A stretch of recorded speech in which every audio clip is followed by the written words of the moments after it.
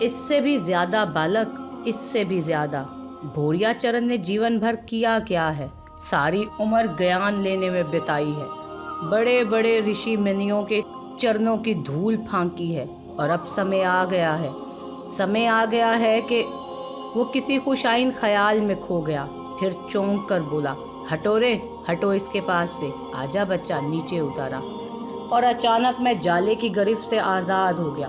بھوریا چرن، اتنا کچھ ہے تیرے قبضے میں، اور تو سیڑھیاں چڑھ کر پیر پھاگن کے مزار تک نہیں جا سکتا، اس کے لیے تجھے کسی اور کا سہارا چاہیے۔ میں نے کہا، یہ تیرے سوچنے کی بات نہیں ہے۔ اس کا چہرہ آگ بگولا ہو گیا۔ بھوریا چرن، تیرا علم گندا ہے، سفلی ہے، ناپائیدار ہے، اور وہ ایک پاک بزرگ کا مزار۔ میں نہیں جانتا کہ تو وہاں کیوں جانا چاہتا ہے، لیکن ایک بات میں ضرور جانتا ہوں، تیرا ناپاک وجود اس پاک جگہ پر نہیں جانا چاہیے۔ کم از کم میں تو اس کا ذریعہ نہیں بنوں گا۔ ہم مقدس جگہوں کا احترام اپنی زندگی سے زیادہ کرتے ہیں۔ وہ طیش کے عالم میں کھڑا ہو گیا۔ ہے رے او کتے کی پونچھ، ارے تیری ٹیڑھ تو ہم اس طرح نکالیں گے کہ یاد رکھے گا۔ جا مر، بھاگ جا یہاں سے، اپنی ضد کے مزے چکھ، ٹھیک ہوگا، خود ٹھیک ہوگا۔ اللہ مالک ہے، جو ہوگا دیکھا جائے گا، میں نے کہا، اور بھوریا چرن دندناتا ہوا وہاں سے باہر نکل گیا۔ میرے بدن میں سنسنی پھیلی ہوئی تھی، دماغ جھنجھنا رہا تھا۔ اب اس خالی مکان میں رکنا بیکار تھا، ماضی کیسا بھی رہا ہو۔ ایک بات اب مجھے خاص طور پر محسوس ہو رہی تھی، وہ یہ کہ مصیبت میں پڑ کر، حالات سے اکتا کر، میں نے بھی ایک آدھ بار ضرور سوچا تھا کہ کب تک ان حالات کا مقابلہ کروں۔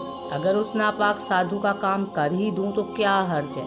میں تو وجہ بھی نہیں جانتا، یہ بھی نہیں معلوم کہ بھوریا چرن کو اس علم سے یا عمل سے کیا فائدہ ہوگا۔ لیکن یہ سب کچھ سوچنے کے باوجود جب کبھی اس کا سامنا ہوتا اور وہ مجھے دھمکیاں دے کر اپنے مقصد کی تکمیل کے لیے کہتا، تو میرا ایمان تازہ ہو جاتا تھا، اور میرا دل کسی طور اس بات کے لیے تیار نہیں ہوتا تھا کہ میں اس کی اس ناپاک خواہش کی تکمیل کر دوں۔ نہ جانے اس کے پس پردہ کیا ہے۔ بہرحال میں واپس پلٹا، دیوار پر چڑھ کر دوسری طرف کود گیا، اور پھر آہستہ آہستہ چلتا ہوا اس علاقے سے ہی باہر نکل آیا۔ چاند خان صاحب کے لیے دل بری طرح دکھ رہا تھا۔ بیچارے بالآخر اسی عذاب کا شکار ہو گئے جس عذاب کا شکار حکیم سعد اللہ ہوئے تھے۔ تعویذ کی وجہ سے فوری طور پر تو بھوریا چرن چاند خان صاحب کا کچھ نہیں بگاڑ سکا تھا، لیکن ریل کا حادثہ ایک ایسا کام تھا جس سے اس کے مقصد کی تکمیل ہو گئی تھی، اور معمول کے مطابق کوئی ایسا شخص اس راز سے واقف نہیں رہ سکا تھا جس سے بھوریا چرن کا براہ راست واسطہ ہو۔ اور پھر خان صاحب نے تو میری مشکل حل کرنے کی کوشش کی تھی، خدا ان کی مغفرت کرے، اپنی نیکیوں کا شکار ہو گئے تھے۔ انہوں نے بہت سے احسانات کیے تھے ہم پر، کم از کم انہوں نے میرے بھائی کو ایسی عظیم مشکل سے نکال دیا تھا کہ اس کی جان بچ گئی، ورنہ مجھے ایک عظیم صدمے سے دوچار ہونا پڑتا۔ بہن، ماں، باپ اور ماموں ریاض کا خیال آتا تو دل اس بری طرح سے سینے میں پھڑ پھڑانے لگتا کہ میں بیان نہیں کر سکتا۔ آنکھیں ہر ذی روح کا جائزہ لینے لگتی، اور یہ دل چاہتا کہ ان میں کوئی تو میرا اپنا بھی ہو۔ اچانک ہی کبھی مجھے ماموں ریاض نظر آ جائیں یا میرے والد نظر آ جائیں، دوڑ کر ان سے لپٹ جاؤں، سب کے بارے میں پوچھوں تاکہ دل کو سکون حاصل ہو، یہ تو پتہ چل جائے کہ وہ کس حال میں ہیں۔ کہیں سے کچھ نہیں معلوم ہو رہا تھا ان کے بارے میں، کیسا جدا ہوا تھا میں ان سے، لیکن خیر، دیکھنا یہ تھا کہ یہ عذاب کب تک میری زندگی پر نازل رہے گا۔ آخر ایک نہ ایک دن تو میری بھی سنوائی ہوگی ہی نا۔ انتظار کروں گا، اور اگر موت آ بھی گئی تو سوچوں گا کہ یہ ان گناہوں کا کفارہ ہے جو میں نے کیے۔ باہر طور غلط نہیں تھا، میں نے بھی تو انسانیت سے دور کی باتیں سوچی تھی، پھنس گیا تھا اس جنجال میں۔ بے شک ان واقعات کو کئی مہینے گزر گئے تھے، مگر اب کیا کروں، میری تقدیر میں ہی ایسا لکھا ہے۔ 5-6 مہینے میرا تحفظ ہوا تھا اور میں خطرات سے دور رہا تھا۔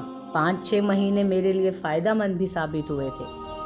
نہ جانے کہاں کہاں جاتا اور نہ جانے کب پولیس کے ہاتھ لگ جاتا، لیکن یہ خطرہ ابھی تو دور نہیں ہوا تھا۔ میرے کیس کی فائل عارضی طور پر ضرور بند ہو گئی ہوگی، لیکن ہندوستان بھر کی پولیس उस कातिल को ज़रूर तलाश कर रही होगी जिसने बहुत सारे कत्ल किए, जेल तोड़ी, संतरी को हलाक किया। ऐसे मुजरिम को आसानी से नज़रअंदाज तो नहीं किया जा सकता था। बेचारे शाह साहब जिन्होंने मेरा साथ दिया था, जो कुछ भी कर सकते थे किया था। खुद भी सोचते होंगे कि मैं कैसा आदमी था। रेहाना बेगम, सरफराज, वो सारे लोग यकीनन इस सोच का शिकार होंगे, बल्कि हो सकता है मुझसे थोड़ी सी कुर्बत की बिना पर उन पर भी कोई मुश्किल वक्त आ गया हो।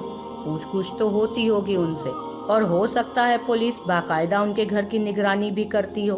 कौन कौन मेरी वजह से मुश्किल का शिकार होगा, कुछ नहीं कह सकता था। और अब ये बेचारी रमा रानी थी जिन्होंने मुझे 5-6 महीने से अपने साथ रखा हुआ था, अपने बेटे की हैसियत से, और जो कहती थीं कि ये बहुत बुरी जगह है और मैं होश में आकर यहाँ से चला जाऊँगा। मैं वहाँ से निकलना ज़रूर चाहता था, लेकिन ये सोचकर नहीं कि वो कोई बुरी जगह है। मुझसे बुरा इस वक्त उस रुए ज़मीन पर था ही कौन, बल्कि ये एहसास था मुझे कि कहीं उनकी इस 6 महीने की खिदमत का सिला मैं उनकी तबाही की शक्ल में ना दे दूँ। मेरे मनहूस कदम जहाँ भी पहुँचेंगे वहाँ कुछ ना कुछ ज़रूर होगा। जहाँ तक भोरिया चरण पर तंज का मामला था, मैंने उसकी दुखती रग पर हाथ रखा था।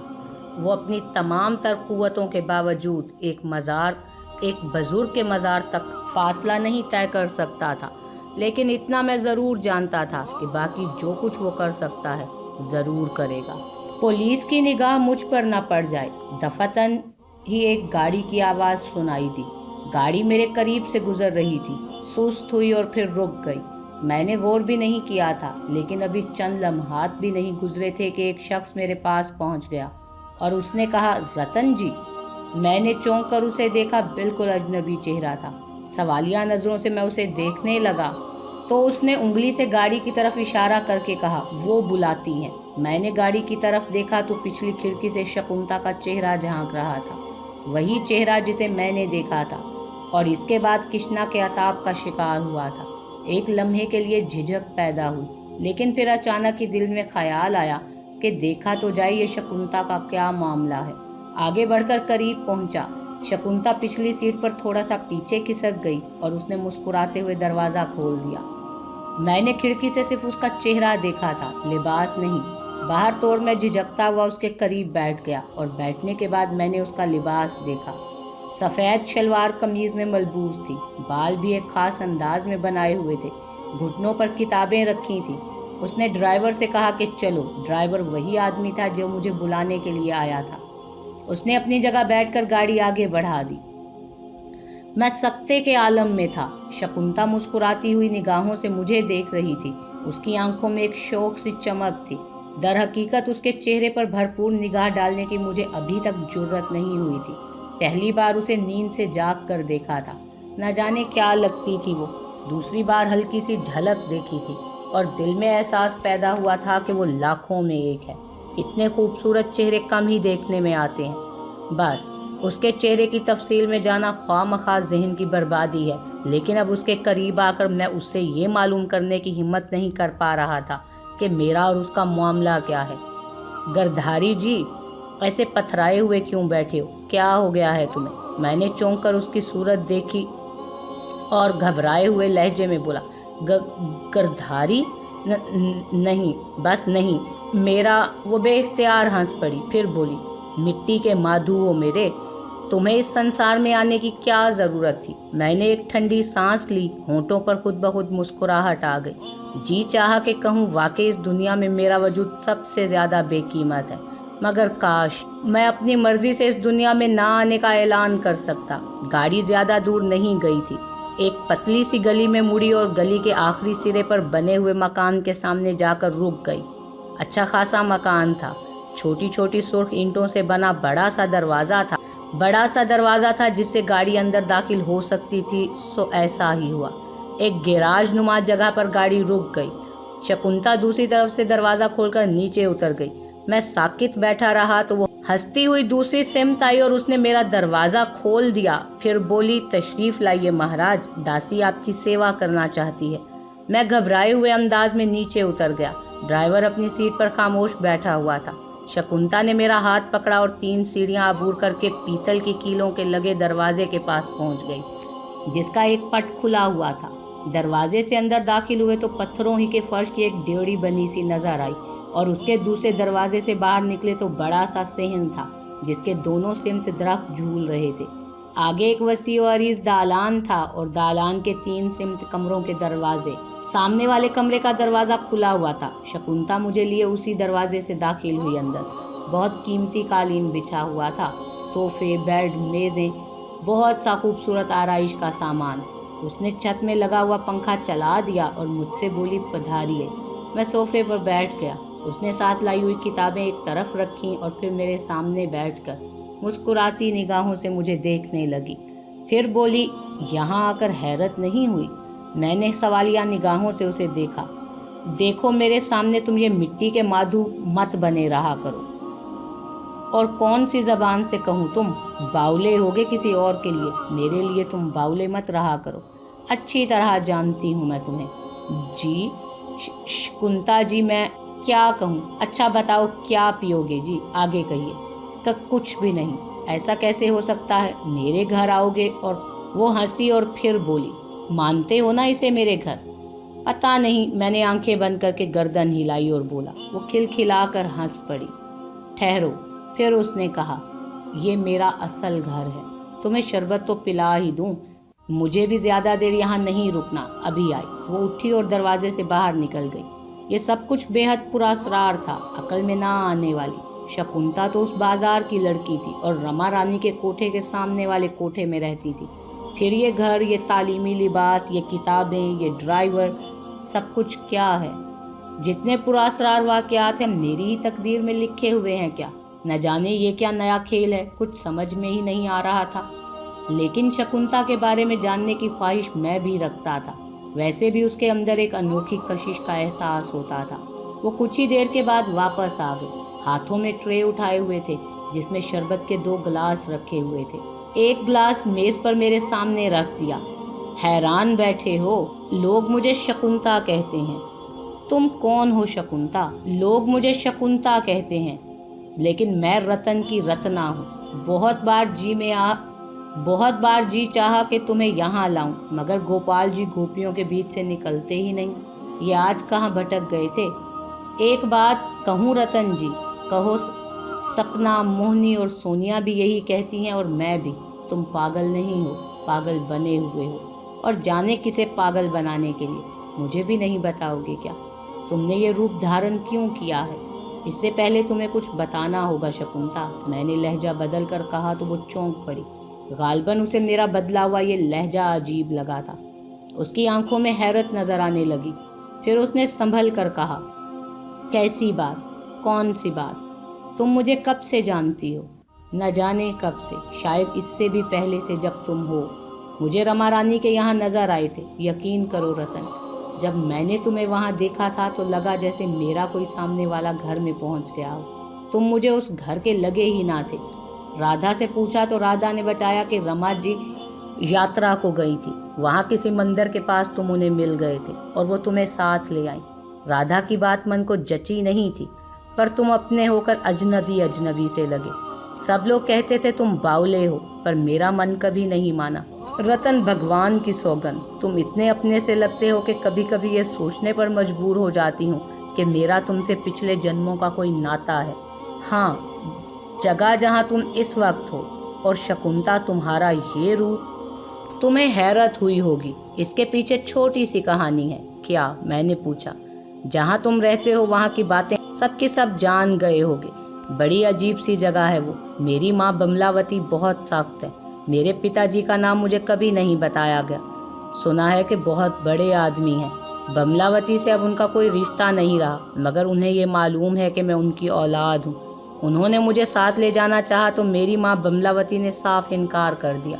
बात बहुत आगे बढ़ी, बहुत से झगड़े बीच में आए। फिर तय हुआ कि मैं अपनी माँ के साथ ही रहूं, मगर नाच गाने का काम नहीं करूंगी। मेरे पिता ने मेरा खर्च संभाल लिया, मुझे ये घर दिया, मेरी पढ़ाई का बंदोबस्त किया।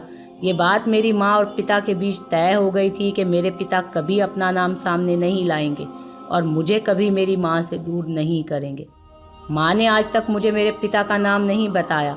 मैंने चूंकि अपने पिता को देखा नहीं है, इसलिए मेरे मन में उनकी कोई तस्वीर नहीं उभरती। اپنے گھر سے میں پہلے یہاں آتی ہوں، کپڑے بدلتی ہوں، اسکول جاتی ہوں، اب کالج جاتی ہوں۔ کالج میں کوئی نہیں جانتا کہ میری اصلیت کیا ہے۔ کبھی کبھی کالج کی سہیلیاں پیچھے پڑتی ہیں تو میں انہیں یہاں لے آتی ہوں، ماں کو پہلے بتا دیتی ہوں اور وہ ماں بن کر میری سہیلیوں کا سواگت کرتی ہیں۔ سارے کام ایسے چل رہے ہیں۔ کالج سے واپسی پر میں یہیں آتی ہوں، لباس بدلتی ہوں اور پھر ماں کے پاس پہنچ جاتی ہوں۔ پتہ نہیں آگے میرے ماتا اور پتا کے بیچ کیا منصوبہ ہے، مگر یہ بات طے ہے کہ میری ماں مجھے ناچ گانے کے دھندے سے نہیں لگائے گی، اور یہ بھی ہو سکتا ہے کہ میرے پتا کبھی میرے سامنے آ کر میرے سر پر ہاتھ رکھ دیں۔ رتن، میں یہ بھی جانتی ہوں کہ تمہارا رما رانی سے کوئی سمبندھ نہیں۔ رتن، میں نے ہمیشہ تمہیں اپنے سپنوں میں بسایا ہے، سوگند کھا کہ اس سے پہلے بھی تم میرے سپنوں میں تھے، جب تم رما رانی کے پاس نہیں آئے تھے۔ مانو یا نہ مانو، بات کہانیوں جیسی ہے، پر ہے، اور میں کسی بھی قیمت پر تمہارا ساتھ نہیں چھوڑ سکتی۔ میں حیرانی سے اسے دیکھتا رہا۔ کچھ اور پوچھنا چاہتے ہو؟ کہانی انوکھی تھی اس کی، بڑی عجیب، مگر ایسا بھی ہوتا ہوگا۔ مجھے اب اتنی واقفیت تو نہیں تھی اس ماحول اور اس دنیا کے بارے میں۔ شربت کا گلاس میں نے خالی کر دیا اور پھر بولا، اب اٹھو گی نہیں یہاں سے شکنتا؟ ابھی نہیں، دیر ہو گئی تو تمہاری ماں پریشان نہ ہوگی۔ جو ہوتا ہے ہونے دو، بڑی مشکل سے تو یہ موقع ملا ہے۔